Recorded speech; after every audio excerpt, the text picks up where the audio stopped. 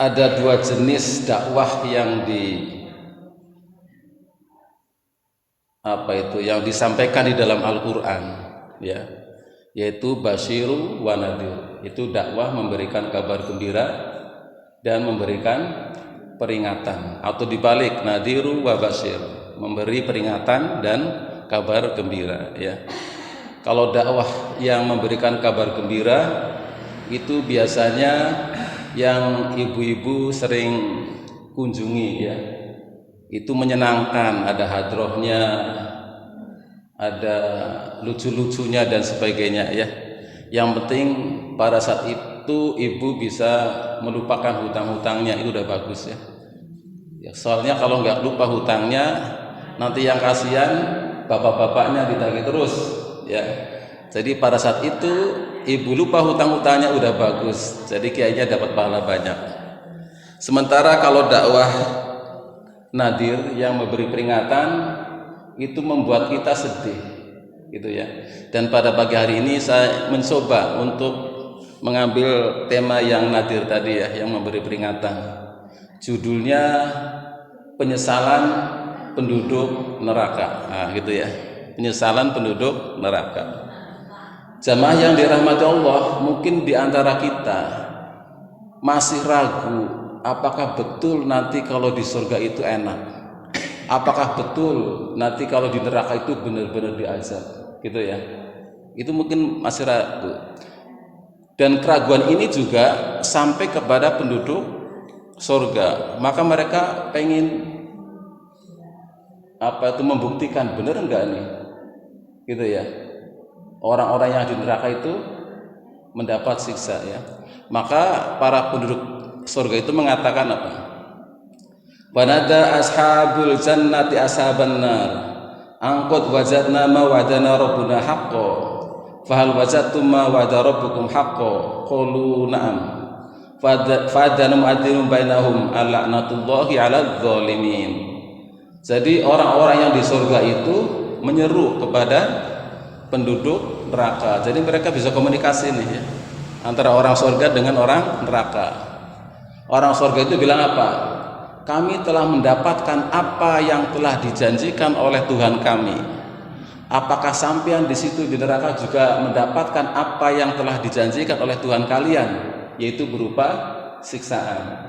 Jawabannya apa? Qalu na'am. Mereka menjawab iya, gitu, ya. Jadi benar kan? Jadi penasarannya hilang. Alhamdulillah, gitu, ya, saya ada di surga, enggak di sana, gitu, ya. Kemudian seorang malaikat menyeru, laknat Allah buat orang-orang yang berbuat zalim. Jamaah yang dirahmati Allah, di antara surga dan neraka itu dipisahkan.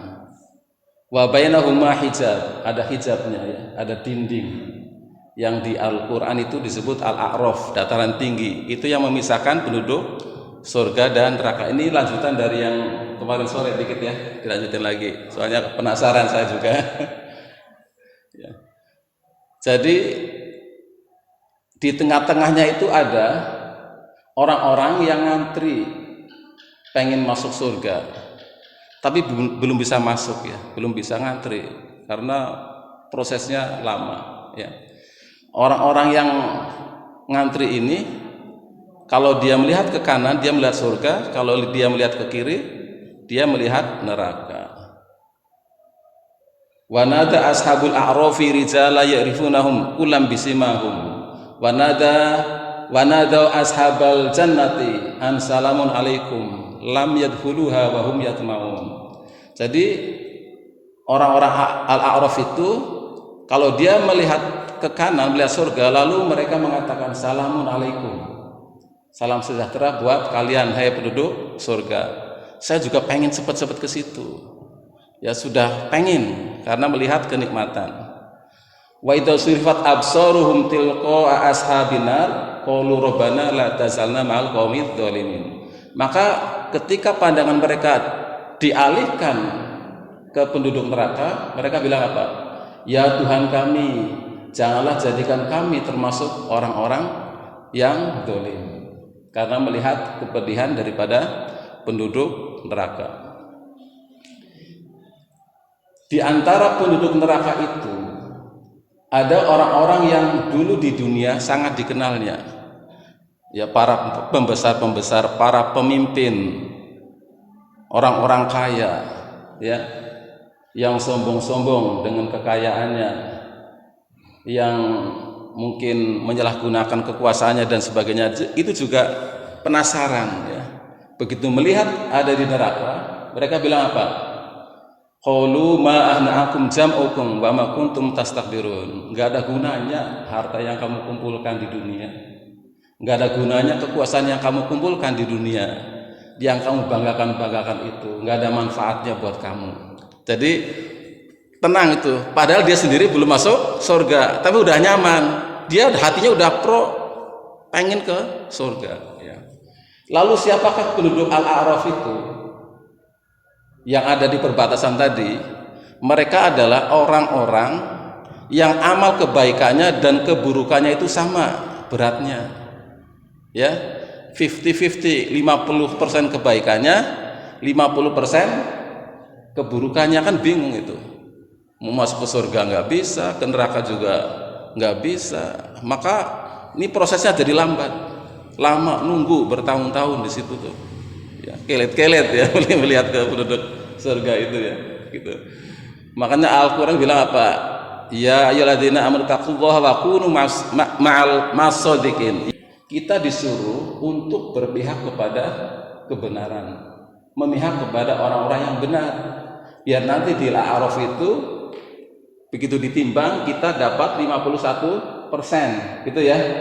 Jadi nggak perlu 2 putaran langsung ke surga. Nah ini kan bingung, 50-50 kan, berarti kan 2 putaran. Ini harusnya kembali ke dunia lagi ini, tapi dunianya kan sudah hancur, sudah kiamat, jadi kan nggak mungkin, gitu ya. Wala tarkanu ilal ladzina dzalamu. Janganlah kamu condong gitu ya, kepada orang-orang yang berbuat dolim, yang membuat kamu masuk ke neraka. Condong saja kepada ketidakadilan, kepada ketidakbenaran, kepada kedoliman, diam saja. Itu kan condong diam, ya. Minimal kan berdoa, minimal dalam hatinya kan kita mencela keburukan, ya, kejahatan. Diam saja itu udah condong. Itu bisa nambahin tadi menjadi 51% masuk ke neraka, gitu ya. Jadi ini peringatan, ya. Jadi kita harus berpihak kepada kebenaran dimanapun berada, ya. Nah, itulah kisah-kisah yang digambarkan di dalam Al-Quran, bagaimana susahnya masuk ke surga. Tapi nanti begitu masuk ke surga senangnya luar biasa. Karena Pak sudah melalui proses melihat, ya, susah payah, sudah melihat neraka. Salah satu alasan kenapa Nabi Adam itu makan buah kulti, katanya ini, ya, boleh percaya boleh tidak, adalah karena Nabi Adam itu tidak merasa bahagia ketika di surga, ya. Karena apa? Nggak pernah ke neraka, nggak pernah susah, semuanya ada, nggak ada pembanding, ya. Di surga itu nggak ada pembanding dulu zaman Nabi Adam. Makanya begitu dilarang malah jadi tantangan, jangan-jangan, ya, ini kok ada larangan, heran, ya. Dulu kan nggak pernah ada, ya. Jadi itulah kenapa akhirnya makan buah kulti, ya. Jadi salah satu alasan kata orang, ya, karena dulu di surga dulu itu Nabi Adam belum pernah merasakan kesusahan, jadi nggak lengkap. Nah kita ini alhamdulillah sudah sering susah, ya. Makanya nanti begitu masuk ke surga bunganya minta ampun, seneng banget. Bahkan syarat masuk surga itu harus melewati neraka, iya kan, di Quran, ya, harus melewati neraka, itu harus syaratnya, biar kita lihat kesusahan orang itu. Disuruh dalam kisah-kisah itu mawat, ya, jembatan Shiratal Mustaqim yang tipisnya itu berapa? Bagaikan rambut dibelah 7 itu tajam. Ada yang bisa mawat nggak? Ada yang bisa lewat nggak? Nggak ada, Pak, nggak ada. Makanya nanti, ya, kalau disuruh mawat jangan mau, percuma jatuh, percuma, maka terbanglah, nah, gitu.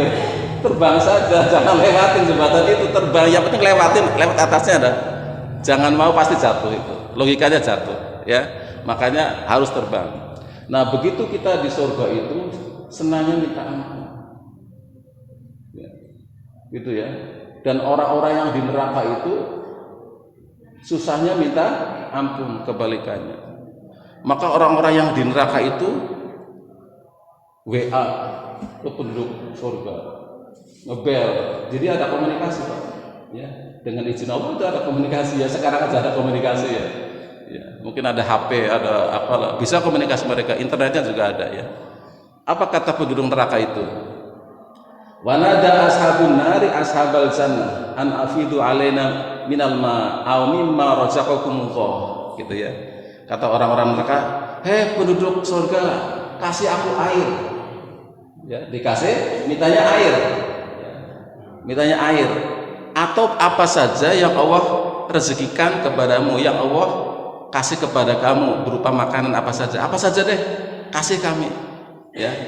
Jadi orang neraka itu minta kepada penduduk surga, minta minum, minta makanan. Lalu apa jawaban para penduduk surga itu? Qalu innallaha haramahuma 'alal kafirin. Mereka mengatakan Allah mengharamkan keduanya, baik makanan maupun minuman, kepada orang-orang kafir. Yang nggak boleh, dilarang ya. Gitu ya. Jadi kalau udah di surga itu udah nyaman ya. Kerjanya ya makan-makan, minum-minum, ada bidadari, main HP, TikTokan, internetnya bagus, sinyalnya bagus ya. Sekali-kali kita pengen ya, mungkin mereka juga pengen melihat orang-orang yang dulu pernah dia kenal selama masa hidupnya, itu bisa Pak ya. Umpamanya dulu presiden saya adalah si Anu, ada di mana? Kayaknya ada di neraka, gitu ya. Itu bisa itu. Dicek itu bisa. Dicek. Lihat CCTV-nya, ada CCTV ya, lihat. Di scroll presiden, tinggal enter saja nanti ketemu. Lihat presiden Indonesia tahun 2080 muncul. Ternyata ada di neraka, itu bisa ya. Dicek, bisa. Kesalahannya juga ada. Tinggal pakai Google Engine, search engine, itu lebih canggih lagi sana, ketahuan. Oh, dia mengingkari janji kampanye, ketahuan. Jadi penasaran penduduk surga itu terpenuhi. Pengen tahu nih Menteri Agama nih tahun 2080 kayaknya di neraka nih, dicek. Bisa ya. Nanti ketahuan juga kesalahan-kesalahannya. Oh, dia abuse of power, menyalahgunakan kekuasaannya, bisa. Saya dulu waktu saya masih hidup ada dirjen yang basah, uangnya banyak banget, dicek, kayaknya dia masuk neraka. Pembuktian biar gak penasaran, itu bisa dicek. Oh, dia ternyata korupsi, gitu ya. Kita pengen tahu bupati kita nih, dicek. Oh, ternyata korupsi, alasannya ada lengkap ya, alasannya dia memperkaya diri atau kembali modal, terserah ya. Kita juga bisa ngecek teman-teman kita yang jadi anggota DPR, yang jadi kepala desa dan sebagainya, itu gampang. Itu ya. Biar karena apa, selama ini kan kita penasaran, itu dibuktikan nanti biar kita puas. Orang surga itu harus puas. Ya, dicek. Ini penduduk kampung kita nih yang di neraka siapa saja, ngecek di neraka. Kayaknya si anu. Oh ya betul, gitu ya. Ada pasalnya juga, dicek di Google Engine, search engine ya. Oh, dia melanggar ayat ini, apa, ayat Ali Imran ya, ayat An-Nisa gitu ya, Al-Maidah, apa itu, la yattahidil mu'minuna al-kafirina awliya'a min dunil mu'minin, itu larangan. Janganlah kalian menjadikan memilih anggota DPR kafir dengan meninggalkan orang-orang beriman. Itu ada. Oh, ayat ini juga ada. Ya ayyuhalladzina amanu la tattakhidul kafirina awliya'a min dunil mu'minin. Hai orang beriman, jangan kamu pilih orang kafir. jadi anggota DPR lah. Teman-teman kita ada yang pilih jadi ada. Ya ayyuhalladzina amanu la tattakhidul yahuda wan nasara. Hai orang beriman, jangan pilih orang Yahudi dan Nasrani, pilih-pilih juga. Oh, pantes. Itu kan kita penasaran di dunia itu. Dicek juga nih teman-teman kita yang ada di masjid. Yang di masjid di neraka ada enggak? Tahu ada juga. Ada ketua takmir di situ, ya Allah. Ada bendahara, ada sekretaris, lengkap itu di neraka ya. Kan penasaran, masa sih? Masa pengurus masjid masuk neraka juga? Gitu ya. Apa salahnya? Dicek. Salahnya merobohkan masjid. Masa merobohkan masjid sih? Orang masjidnya mewah, bagus, ya, bersih, pakai AC, menaranya juga bagus, tinggi, soundnya juga bagus. Masa kesalahannya merobohkan masjid? Begitu di scroll ke bawah lagi apa?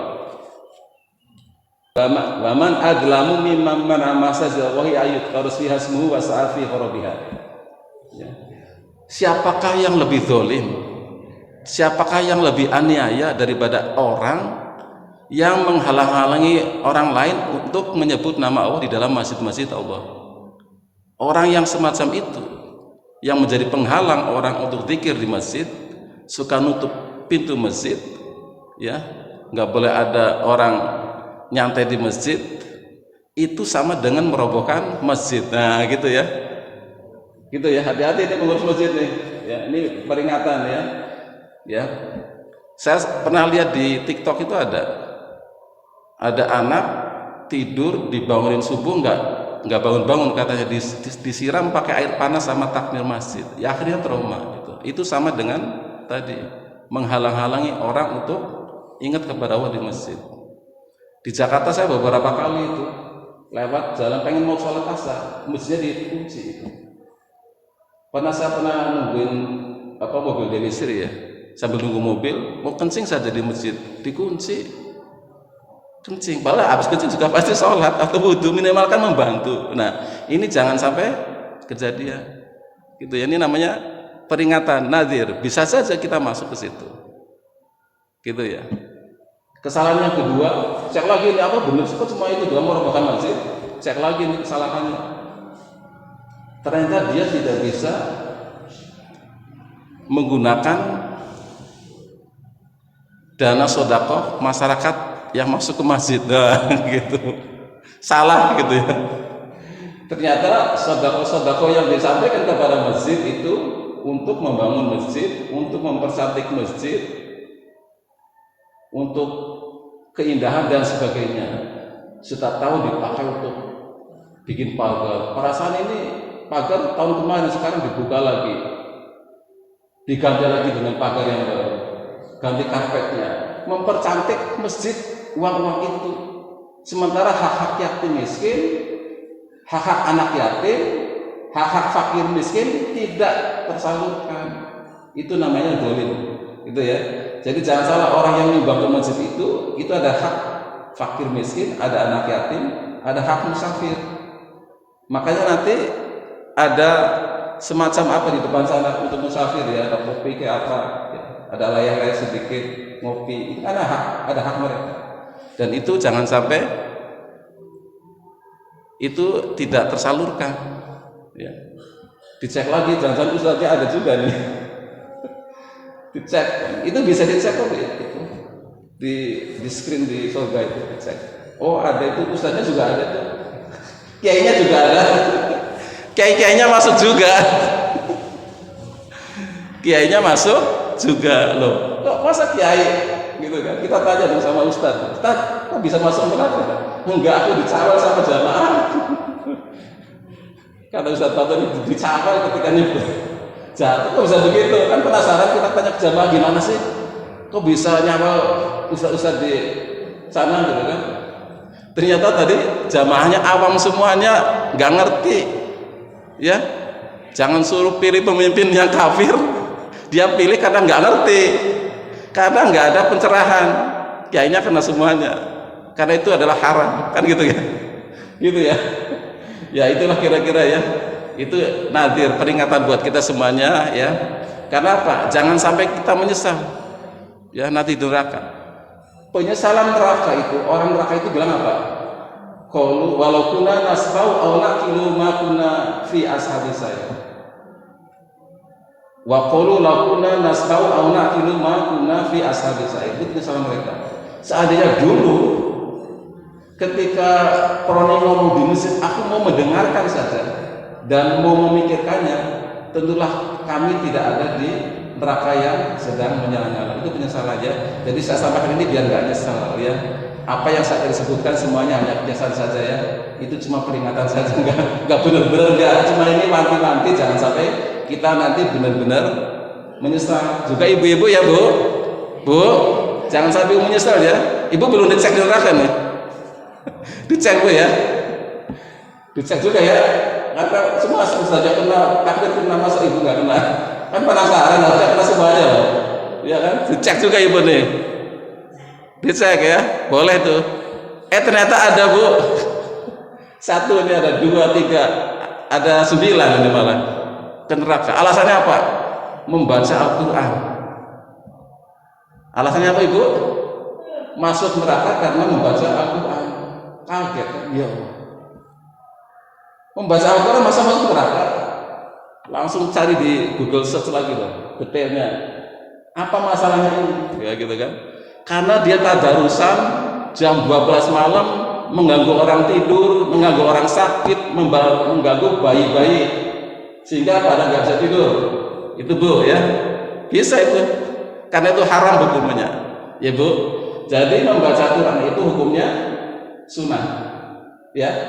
Tapi bisa juga makruh kalau mengganggu. Kalau sangat mengganggu haram, nggak boleh walaupun baca Quran, ya bu ya.